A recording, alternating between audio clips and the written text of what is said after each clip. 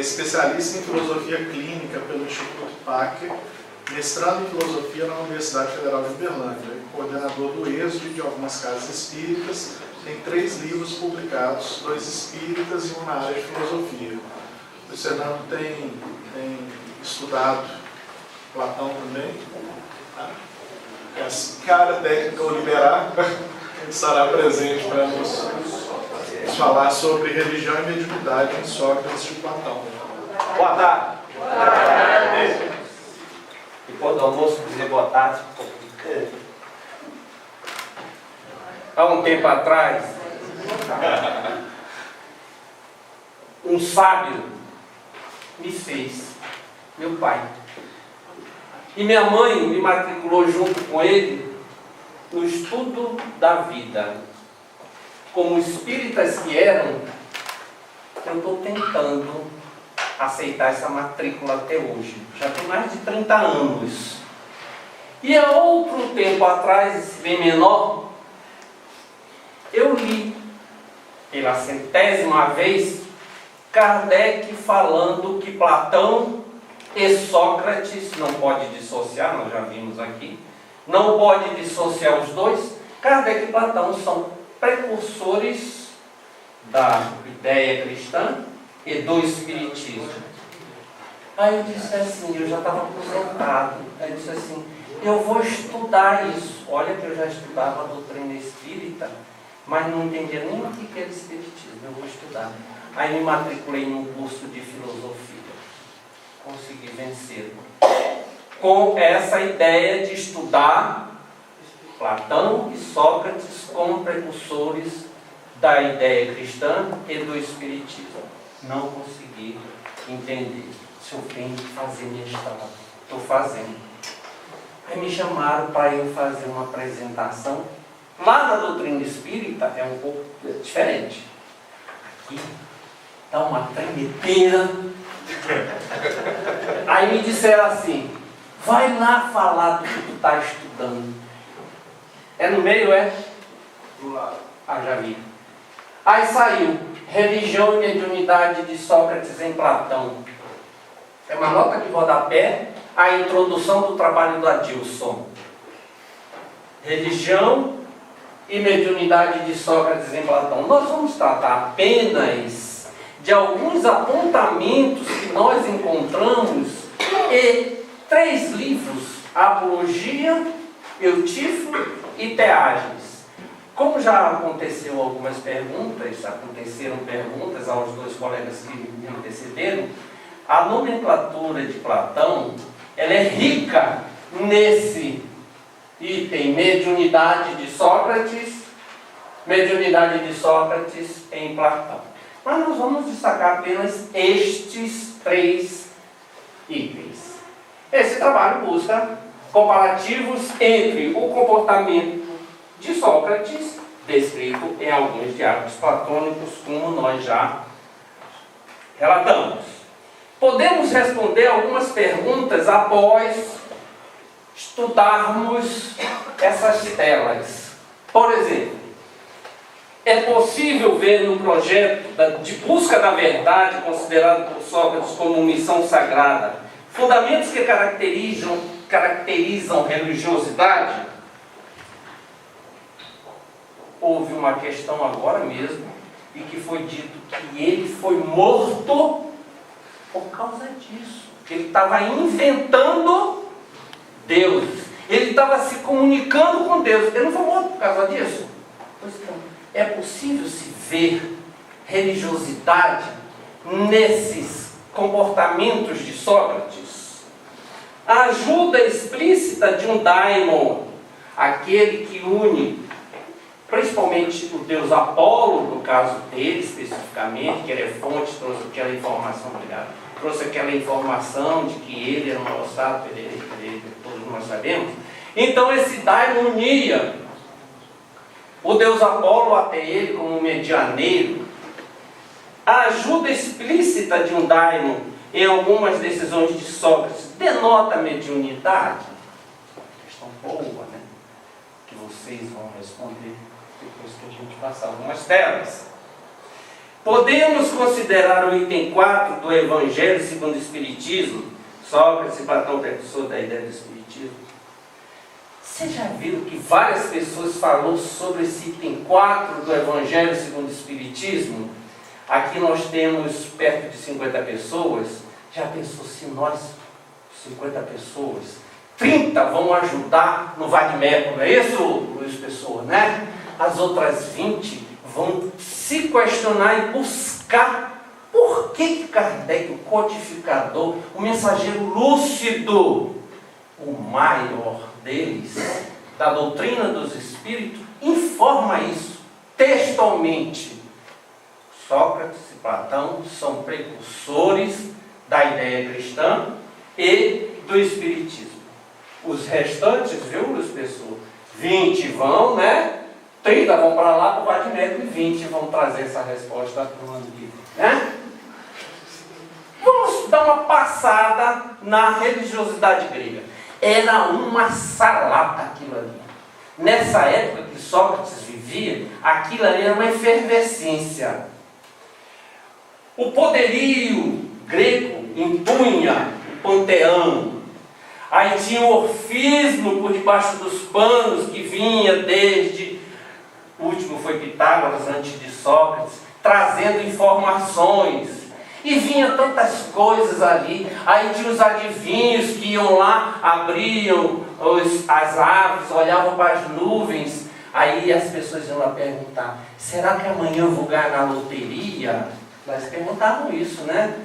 Será que eu vou ganhar a guerra? Será que eu vou casar bem? Né? Aí eles abriam os pássaros, eles olhavam as nuvens e davam a resposta. Quando eles não se satisfaziam, eles iam até as pitonisas, principalmente de Delfos, né? Onde nós encontramos textualmente: conhece-se a ti mesmo bem na porta, né? De Querefonte, ao trazer essa informação, fez com que Sócrates fosse buscar a verdade. Os gregos estabeleceram uma interpretação religiosa para a sua religião com os deuses através de pessoas diferenciadas que recebiam sinais dos deuses conforme aponta Burckhardt. Esse livro do Burckhardt que a gente está usando é Religião Grega na Época Clássica e Arcaica.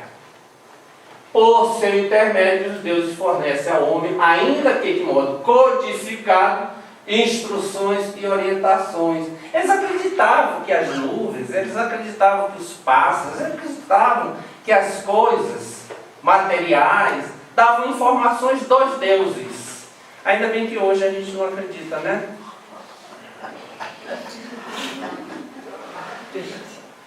Continuando a religiosidade grega, nós somos buscadores, que comenta também, é o mesmo livro do companheiro ali, ó, por isso que eu falei, né? É uma nota de rodapé da introdução do Adilson. É o mesmo livro dele, Os Gregos e os Racionais, né? Comenta que as comunicações com os deuses mostravam um eu oculto,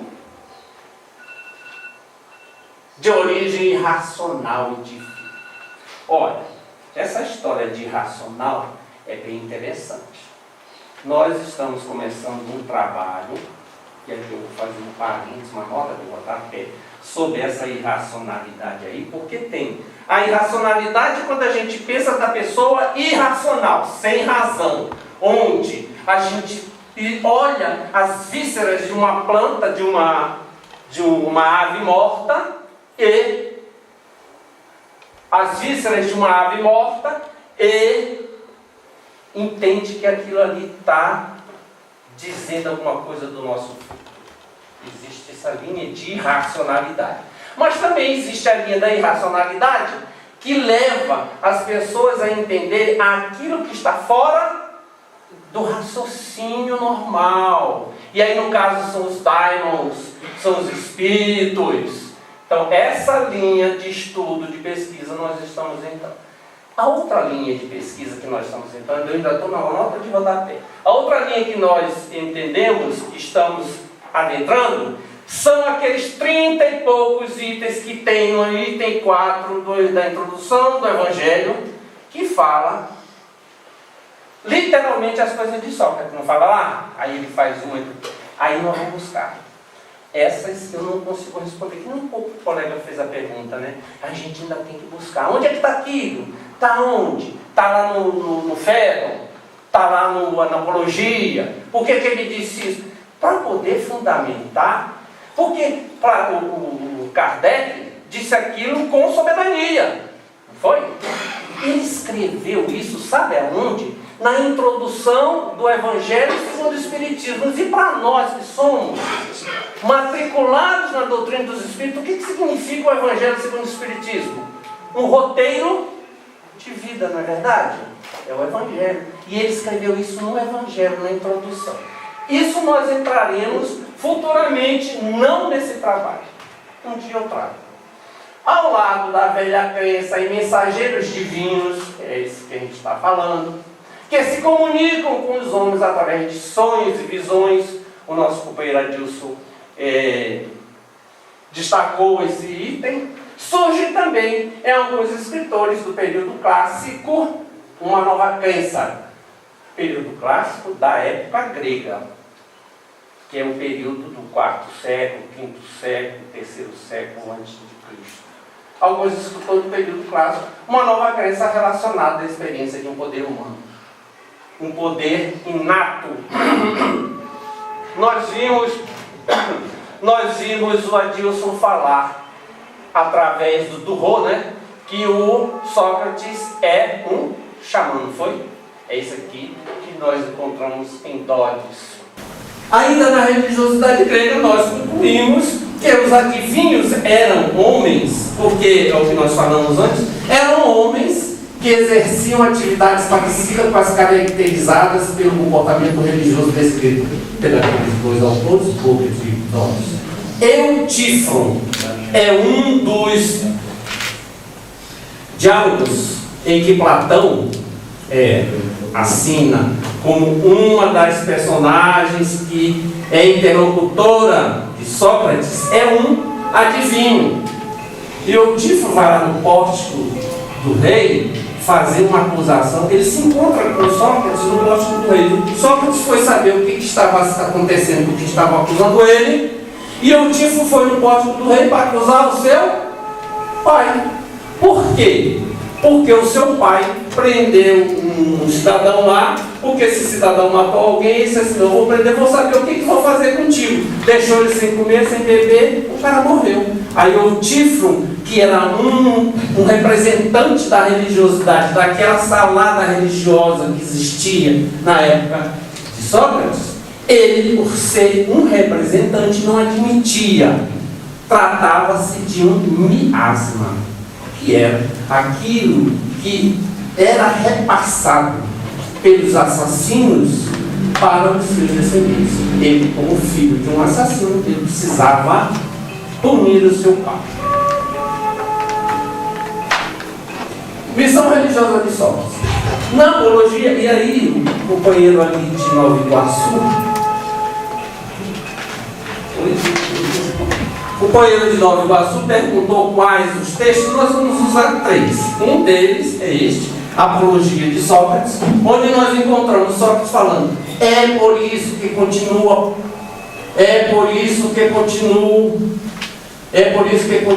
a procurar e examinar, de acordo com a vontade do Deus. Alguém falou aí que ele estava esperando a fala do Deus lá no banquete, não foi, companheiro? Que ele estava esperando a vontade do Deus. Ele recebia isso. Tem alguém aqui que não é espírita? Não. Então nós que somos espíritas, nós sabemos que o telefone toca daqui para lá, não é? Lá para cá, né? Então quando ele estava, e às vezes no banquete, ele recebia informação, aí ele passava a informação, né? E ele recebia essa informação dos deuses. Ele diz isso claramente aqui no Eutífron, e outros detalhes. Tem uma historinha que a gente vai contar depois a esse respeito, que vai dar tempo. Ainda falando dessa missão, no Eutífron, ele diz assim: parece estranho pelo que eu vi, diz que sou um fazedor de Deus. Foi o que proporcionou o prêmio da sua acusação, né? Ele ser fazedor de Deus, porque ele falava com Daimon. Estava esquisito falando com Daimon, né? Esse cara está inventando deuses, né? Mas ele entendia que essa era uma missão. Rebuscando o livro dos médios, que está nos ajudando para entender essa mediunidade, nós encontramos lá no livro do médio que os sonhos espíritas se produzem de duas maneiras distintas. Uma voz interior, uma voz exterior. Emmanuel, no livro O Consolador, nos diz claramente: a mediunidade do futuro será a intuição, verdade? Vai ser a intuição. E o Sócrates já falava sobre isso, sobre a intuição. Ainda no livro do médium, nós encontramos, o Adilson falou sobre algumas mediunidades, nós encontramos sobre a mediunidade de audiente, que é a mediunidade ostensiva do Sócrates. Como todos os que estão aqui são adeptos da doutrina dos espíritos, não há necessidade de explorar o entendimento dessa mediunidade. Bom, vamos lá na mediunidade de Sócrates. Aí ele fala do Teades. O Teades tem uma característica interessante. Ele relata claramente a sua mediunidade de audiência. Lá ele relata.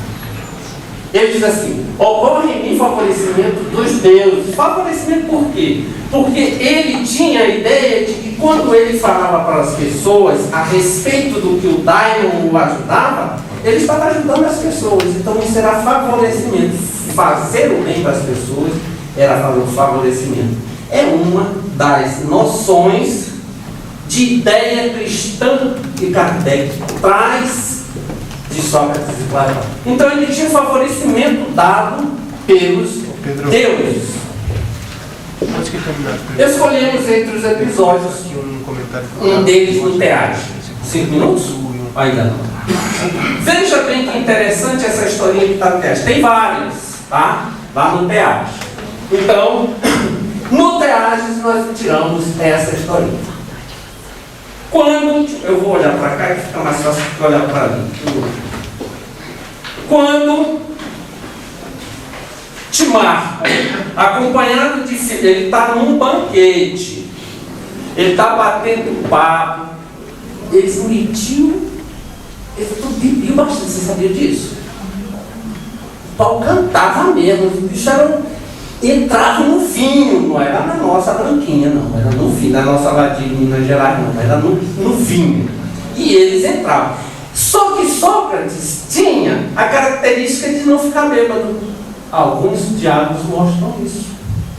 Bom, mas ele estava nesse ambiente quando Timarco, acompanhado de Filemon, filho de eu tenho uma dificuldade de falar esse nome, Filemonides, levantou-se e deixou na mesa com a intenção de matar Nícies. Ninguém sabia. Saiu, vai matar um cara lá, filho de Eros Caís, não sei. Somente eles conheciam o plano, ele e esse cara. Mas Timarco, já de pé, dirigiu a palavra a mim, Sócrates, só está contando. O que dizes, Sócrates? Continuai a beber, rapazes. Quanto a mim, preciso sair, voltarei, queira a sorte. Olha, ele disse queira a sorte, porque sabe o que queria fazer, né? Mudou? Mudou. Foi então que a minha voz se manifestou e eu disse a ele: não sai, pois meu costumeiro sinal divino manifestou-se. Ele se deteve, mas pouco depois dispôs-se novamente a partir e disse: bem, estou indo, Sócrates. Na minha perdição, esse cara fica uma égua, porque ele está recebendo a informação, já sabia que o Sócrates ajudava a galera, pô. E o cara vai, né? Só está avisando para ele. Uma segunda vez a voz se manifestou e novamente insistiu. Tem que passar. Uma segunda vez a voz se manifestou e novamente insisti que ele ficasse. Mas da terceira vez, desejando que eu não notasse, levantou-se e, sem nada dizer a mim, e no intuito de me escapar, quando fiquei por um momento atento a outra coisa, safou-se. Foi assim que partiu para realizar o ato que o conduziria está literal. O Sócrates estava ajudando, ele estava tendo o benefício dos deuses. Não, ele não estava ajudando as pessoas, mas as pessoas, muitas das vezes, não atendiam.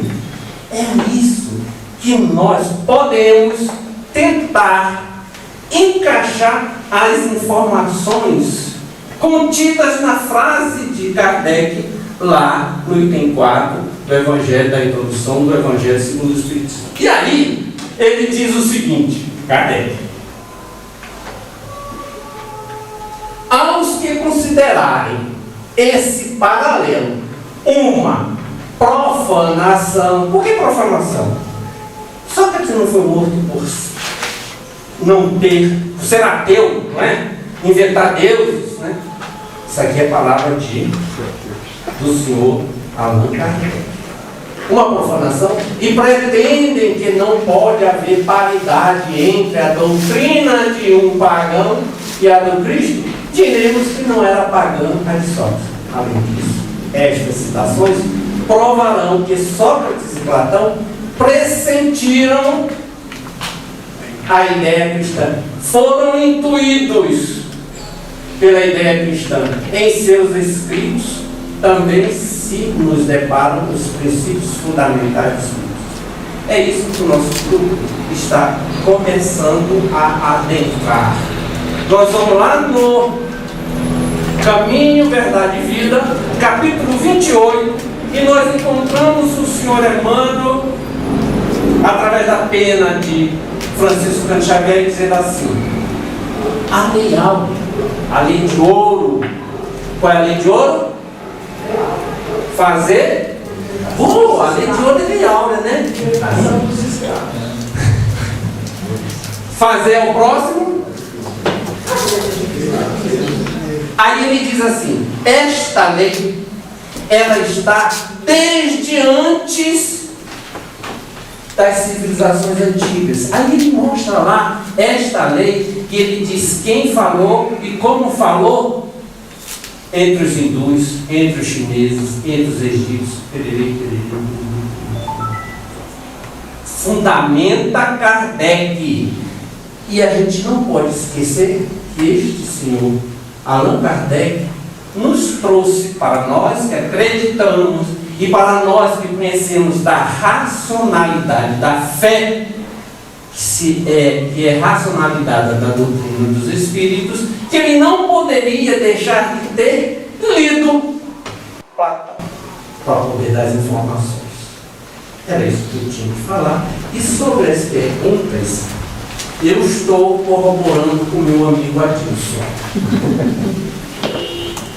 O nosso companheiro Rubens as responderá.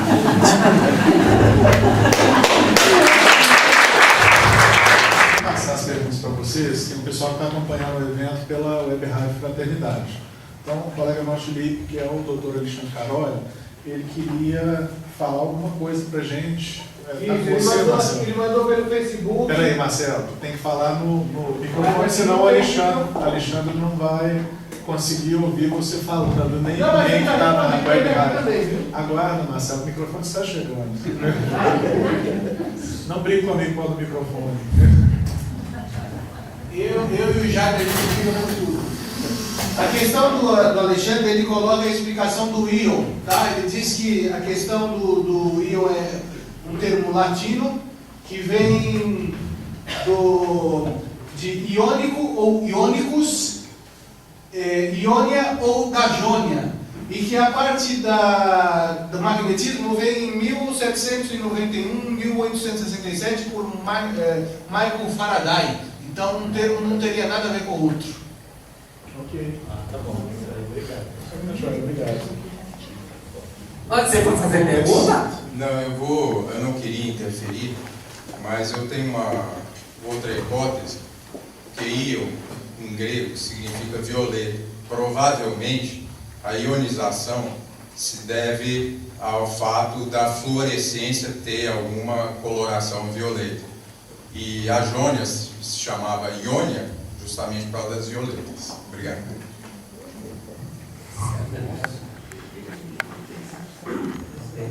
Ok, então nós mudamos de pergunta. Nossa pergunta agora é: por que Michael Faraday usou o termo iônico íon? Mudamos certo. Será que isso devia ser a Jônia e tal, ou não? Fluorescência. É mais lógico, caminho.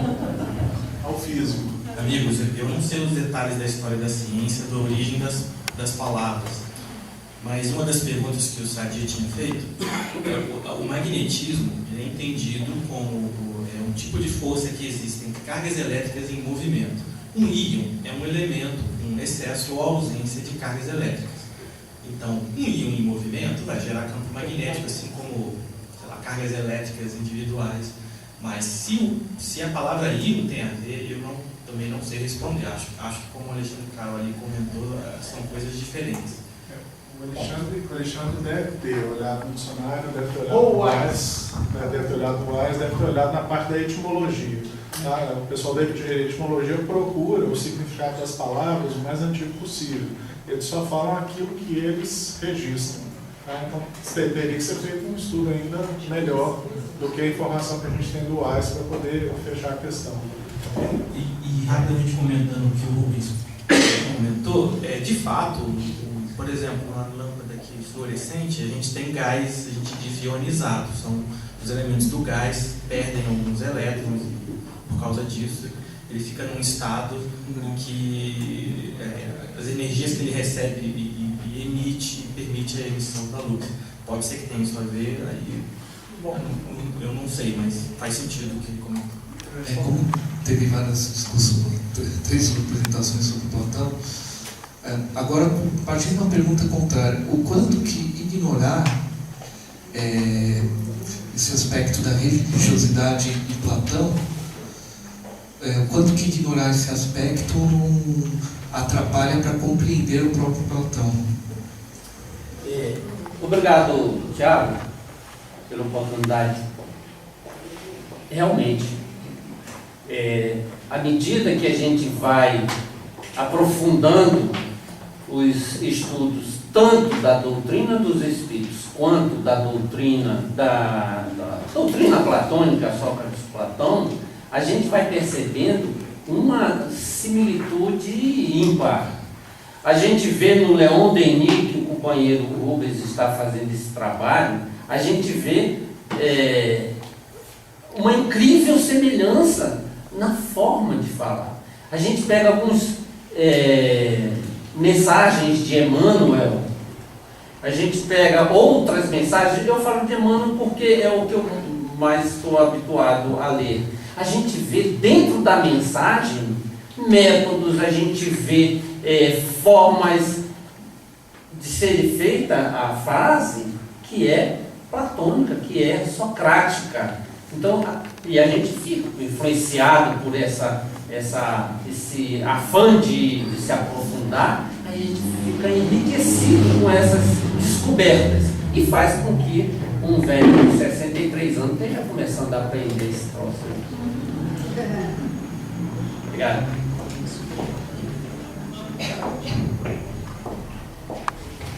Boa tarde, eu sou o Marco, a gente pertence à USE Cidade de São Miguel Paulista, na ponta da Zona Leste. E interessante a gente pensar em relação a Sócrates, Platão, aos grandes filósofos, principalmente aos dois, porque Platão ele fala do mundo das ideias, o mundo da original, que seria como se a gente for colocar do nosso ponto de vista, o mundo espiritual, da onde surge, que é o mundo natural e primitivo, da onde nós surgimos, e que vem as ideias, que vem os pensamentos, que são transmitidos a todos os homens. Então, se a gente analisar desse ponto de vista, está coerente, está bem pareado com a doutrina espírita, não tem nem o que discutir. Obrigado pela afirmação. E assim, eu gostaria que você falasse mais, porque assim, o pouco que eu conheço de filosofia, a gente vê, que na minha formação não é filosofia, mas a gente pegando essa questão, principalmente dessas relações, a gente consegue visualizar dessa forma.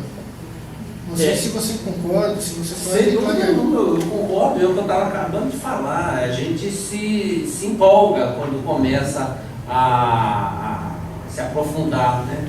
E assim, eu acho interessante, se a gente rebuscar o livro dos Espíritos de ponta a ponta, uma quantidade percentual muito grande de respostas dadas pelos companheiros espirituais capitaneados pelo Espírito de Verdade dizem o seguinte: vocês não têm palavras para que eu possa responder, vocês não vão entender o que nós podemos dizer para vocês. E aí, quando a gente lê filósofos como Sócrates e Platão, eles falando essas coisas, aí diz assim, por isso que as pessoas estão interpretando dessa forma, porque ainda não tinham condições de entender a realidade. Por isso que essa terceira revelação, que é a doutrina dos Espíritos Consoladora, só chegou agora, e nós mal a conhecemos, né? Nós estamos fazendo um pouco de entendimento dela, mas nós temos 5 livros para nos ajudar. Mas aí não nos entendemos. E esses 5 livros dizem o quê? Esclarece os ensinos de Jesus, não é verdade? É verdade. Aí a gente não entende. Aí vem Chico, bota 400 livros na nossa mão. Vem de volta, bota 200 e tanto. Vem para sempre, bota mais. E a gente continua aqui, não é? Tentando entender filósofos.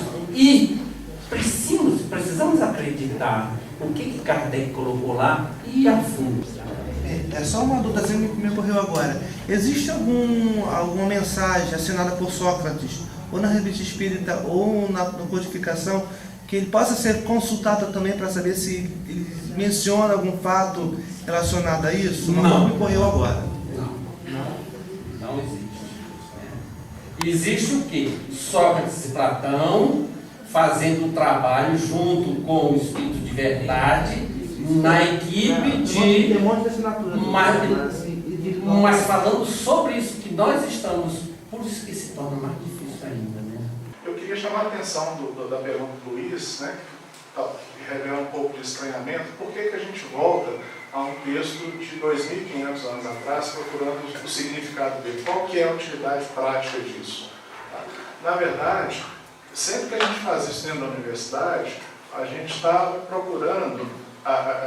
Esse é um dos princípios de uma tese, a originalidade, no sentido de buscar o sentido original. A gente está, de alguma forma, agindo como Tomé, a gente está vendo para crer.